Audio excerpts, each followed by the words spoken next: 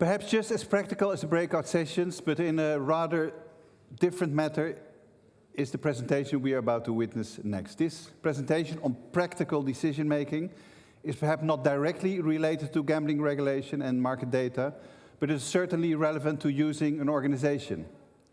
This presentation also contains an interactive component, and for that, while I ask Kim to come to the stage, I ask you to get Slido on your phone. I mean, you may have participated in the Q&A or the polls before, but if you would be so kind and get your phone out and make sure you have Slido, because we're going to do a little experiment, we called it, Kim, right?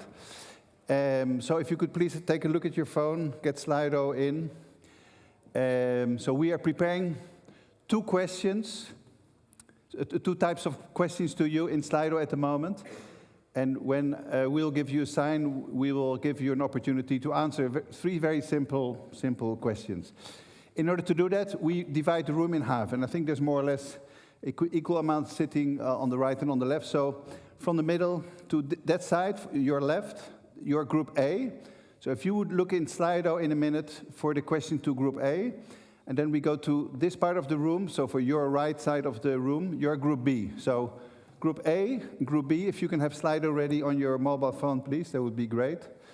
So in 5 seconds, we'll open the question to you in Slido. If you answer question, you go to room A to answer the questions. And if you go to room B to answer the questions, that'd be great. So I'll give you 5 seconds, 4, 3, 2, 1, and now you have 30 seconds. So go to your group A or B, you have 30 seconds to answer the 3 questions that you have there. So that's 10 seconds gone. Just have a look at the 3 questions. That's 20 seconds gone, so 10 seconds left. 7, 6, 5, 4, 3, 1. Let's close the sessions. Kim will explain to you what will happen next, and the next 20 minutes is for you, Kim. Thank you very much. Thank you so much, Willem. Thank you for inviting me. It's great to be here. I'm going to talk about something completely different than gambling, so either you're going to hate that or you're going to love that. We'll see that. I saw already a couple of people leaving the room, but that's how it is. Good to see you. I'm going to talk about the brain. You might know that I'm a professor in neuroscience. I've spent about 20-25 years studying the brain, doing a lot of experiments, doing a lot of brain imaging. I'm also one of the founders of Mindway AI, where we utilize some of those findings to create a company that's basically protecting end users against becoming addicted to gambling. But what we're doing here is we're going to take a more fundamental look at what's going on in the brain when we're making decisions. And we tend to think that we are making rational decisions, and we are really thinking and reflecting, and when we have done that for a while, we're going to come up with an answer. The problem is that sometimes gets influenced by many things around us. And I'm going to give you an example. So imagine that somebody comes up to you and says, please hold this cup of coffee. So this is an actual study. An actor comes up to a participant. The participant doesn't know he or she is participating in a study. And the actor says, please hold this cup of coffee. I need to check something on my phone. It just takes a couple of seconds, and then gets the coffee back, and nothing more happens at that instance. Later the same day, another actor comes up to the same person and says, I'll give you $20 if you will read a text and then answer a couple of questions for me. And the participant agrees and reads through the text, and the question that the participant needs to answer is the main character mainly a warm person or a cold person? Right? Is the main character in this text either cold or a warm person? And it just happens that if the participant was holding a warm cup of coffee, they predominantly say that the main character was a warm character. And if it was a cold cup of coffee, then conversely, they assess that this was a cold person.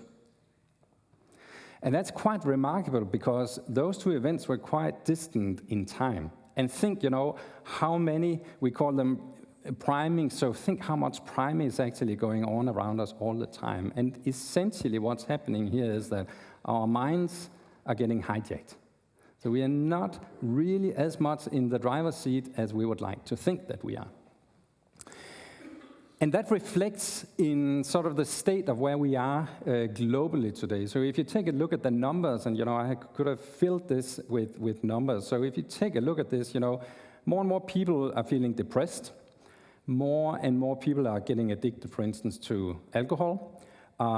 As we become more and more, experiencing of pain, we also take more and more medication. So we take medication to get excited and wake up, and then once we have done that, we also take medication to calm down and sleep afterwards. Right. So that's just an endless cycle. And if that doesn't really, ring a bell, then there's this 400% increase in opioid prescriptions. So we are being stimulated, we are being primed, and we are not really taking control. If we were taking control, we wouldn't be in this place. Now, the good news is that it doesn't have to be that way. And that's what we're trying to understand also in science right now. How can we help solve this? So I want to give you just a few examples. I'm sure you know all of these. Can you recognize this young boy? This young boy grew up in pretty extreme poverty. He was abused as a child. He lived on the streets for more than 5 years also with his own child. Later, he became Chris Gardner. He had his own stockbroker company, and he's extremely wealthy today.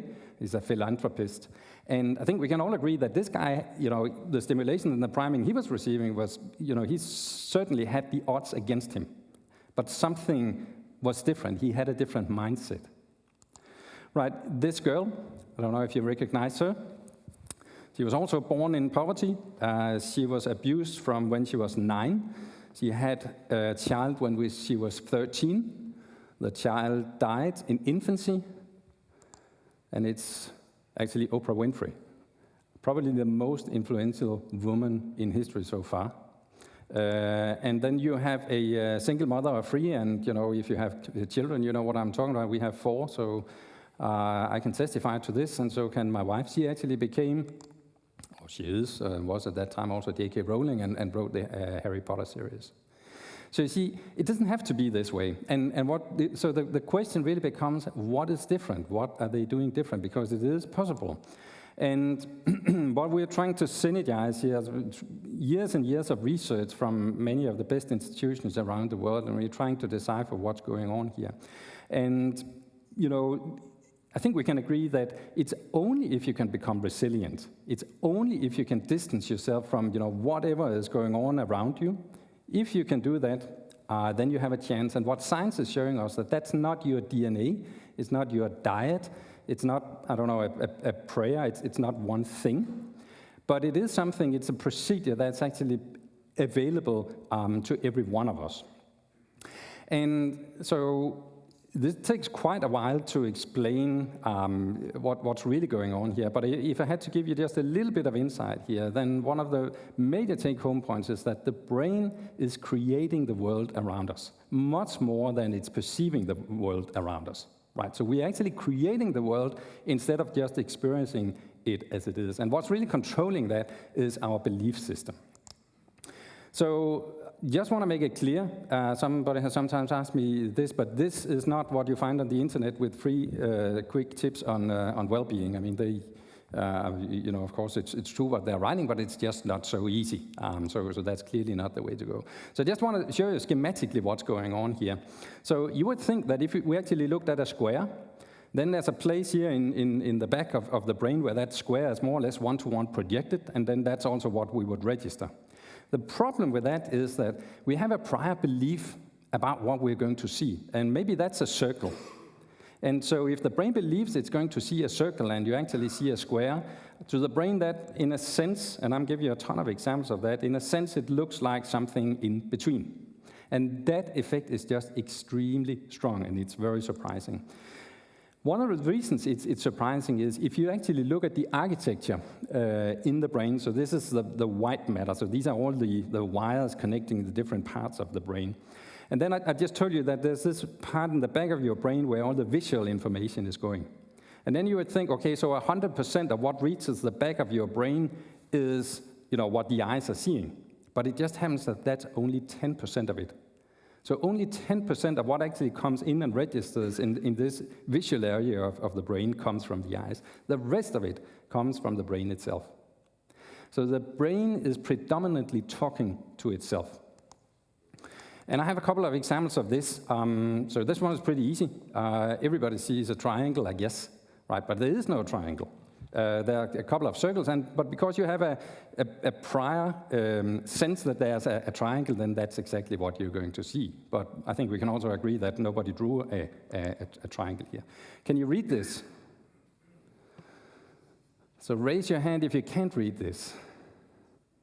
Right, everybody can read this, but a computer, I mean, probably ChatGPT would understand, right, because it's so great now, but in reality, if you just registered one-on-one, it wouldn't make sense. Let's try another one. Let's try with sound. Let's see if it comes up. Can you understand this? Below is the newspaper at lunchtime. Below is the newspaper at lunchtime. Does it make sense? Now hear the real version. The man read the newspaper at lunchtime. Then hear the first one again. Below is the newspaper at lunchtime. Makes perfect sense, right? So that was priming, right? So you see how your brain, when it expects something, you register it as exactly the way you wanted it. Right, so I'm going to skip a few slides here because we don't have so much time today. But of course it goes further than this. It's not just funny sine wave speak. It's also something much more serious than that. So every study that's being done seriously around the world in how medications, for instance, are working have to take into account the placebo effect. And the placebo effect is simply this phenomenon that if you believe that a treatment is going to work, then magically it actually will, in most cases. And that effect can account for more than 30 and sometimes up to 50% of a treatment's efficacy. Pure processes going on in the mind. So of course that's a great thing, but there are two sides of this coin. Imagine that we took a group, in this case of women. My question is, could we say something basically at the door when they come in, just before they're about to take a test, and then sort of shift performance such that half of the participants here would perform worse and predictably worse than the other half of the participants? Just by saying a few words as they come into the room, and it turns out that that is entirely possible. So if you use this stereotype that women are not so good at math. This doesn't represent my personal view, but it's a stereotype. And it actually worked in this case. So if you reminded these women of their gender, they actually performed worse. Now the catch here is that this group of women were actually from China. And there's also a stereotype, again, not my personal view, but there's a stereotype that Chinese are very good at math. And indeed, if this is a reference that you make as people come into the door, then this group of women, who wasn't different from the other group of women, actually performs better. So you see how easy it is to make some inference in the brain and make these effects come up. Of course, now we have only been sort of talking about things that happen in the brain. What about things that happen in the rest of the body? Could we also affect our body? And it turns out that, of course, indeed we can, otherwise I wouldn't bring it up. So how full do you think you would be after drinking this milkshake? Well, it depends on what we tell you just before you drink it. And again, there were a couple of groups here. One group was told that this was a light version, and another one was told that this is some heavy-duty stuff that's really going to have an impact. And if we tell people that, then it's not just their perception of being full, but it's actually some of the hormones in the body that regulate your appetite. So you can actually change your physiology just by thinking about it.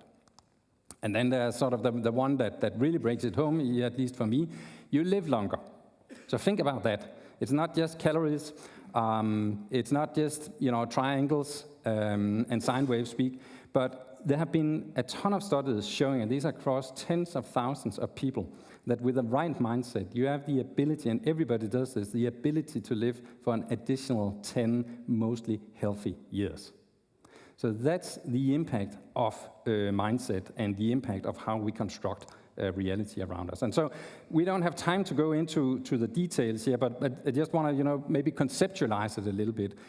So what I'm trying to say here is that we register something from the world around us, and then there's only a relatively weak correspondence with what we actually perceive. There's a much stronger and actually dominating effect of top-down what we are expecting. And so, of course, what we're trying to do with NBA is to figure out ways to change that top-down connection. And it actually also changes, in a sense, what we are perceiving, because I think, most of you probably have this experience. You want to buy a new car, and it's got to be a particular brand. And although you never really noted that brand of car before, now you see that car everywhere. So this top-down connection is really also driving your attention to different things. And sometimes we have done an experiment where we ask people to note everything of a special color in the room, and then afterwards we ask about everything that was of a different color. And nobody really knows, because the only thing that's been on your mind was a particular color.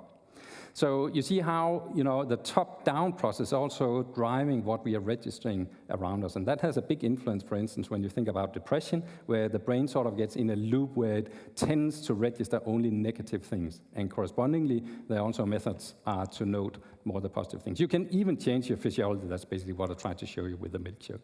So the problem is, and I said that in the beginning, this is not 3 easy tips, and I'm just telling you to think a little bit different and notice all the positives, and the coffee is good and the birds are singing and so on, because everybody knows that. So it's not so much about what we know, it's about how do we get people to do this.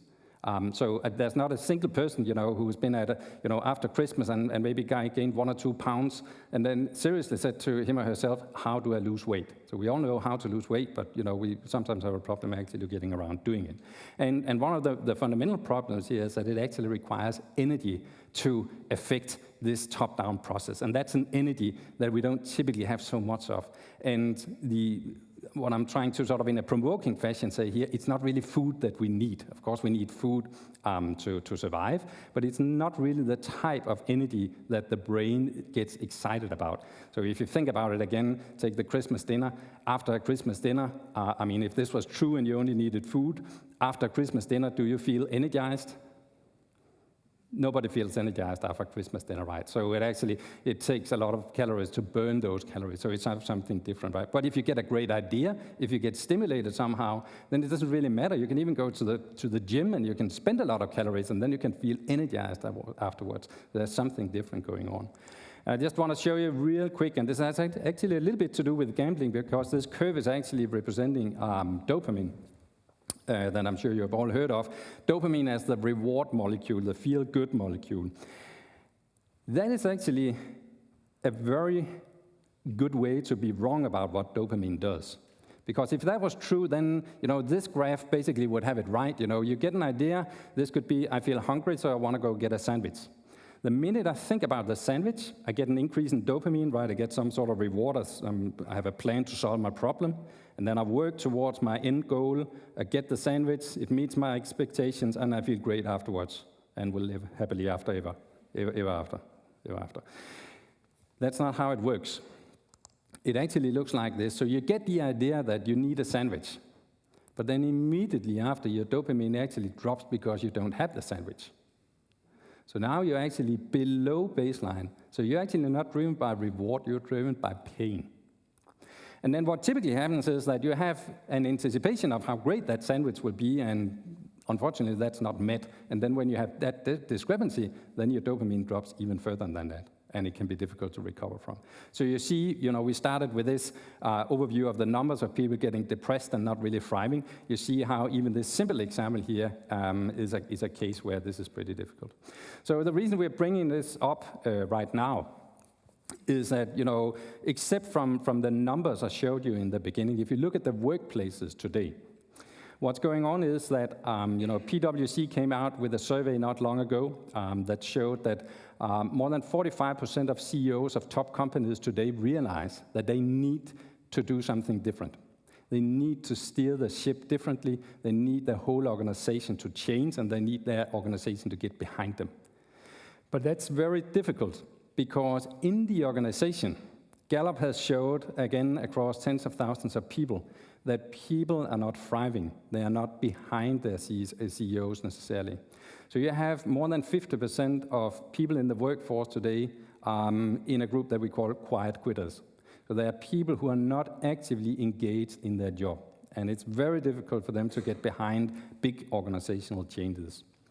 And then you have another group who are sort of actively disengaged, and that leaves actually only a couple of % of people who are very active and actually thriving in their job. And that's also what leads to a lot of burnout. So that's what we're trying to tackle with NBEP. We have a model here where we are basically trying to exercise this muscle.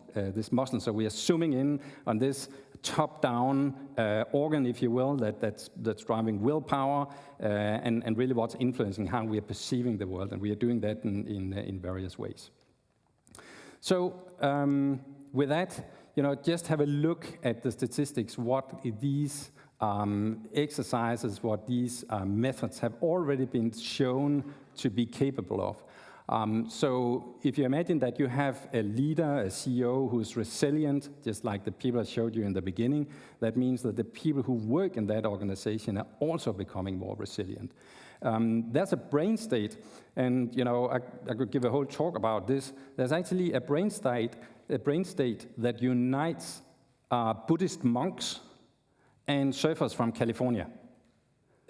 Okay, I'll say that again. Buddhist monks and surfers from California, they're actually activating the same brain region. We know that from brain imaging studies.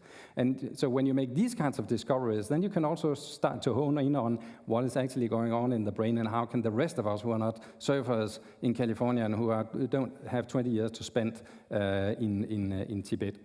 So there's something that we can all learn from. And with the brain state I'm talking about here, McKinsey have shown that you can become 500% more productive. So I think there's really something to gain here. You can increase productivity and you can decrease the number of burnouts. That's where we are, and I think that's what's exciting about neuroscience today, that we are trying to uncover what's really going on in the brain and how we can turn that to our advantage and solve big problems around the world with burnout and organizations that need to change. Thank you so much for your attention. We had in the beginning some questions for you, and I want to see if we can get that up on the screen here. Yeah. So Group A was over here, and Group B was over here, and this whole talk has been about the effect of priming. And of course, you're a group of very smart people, so that could never happen in this room. But I just got a thumbs up from the panel over here, so fortunately, it looks like it also had a small impact here. So one group was asked, what's the product of 8 times 7 times 6 down to 1? And you guys over here were asked, what's the product from 1 to 2 up to 8? So it's exactly the same question, but you see how enormous the difference is between the two. And that's because the group here who had I'm the other way around. So the group here saw small numbers in the beginning, and that primes you to think in smaller products. And over here, you're actually primed to think in terms of greater products. And let's see if it was the same then with the length of the Amazon River.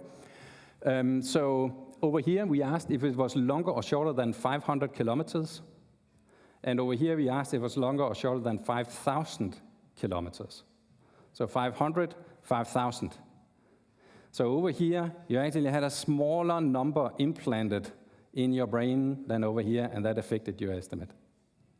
So again, that's we had the best of intentions. It's purely anonymous, so it's not a critique, but it's just interesting to see how easily we can actually be affected by these principles. Thank you so much. It was a pleasure to be here and speak for you.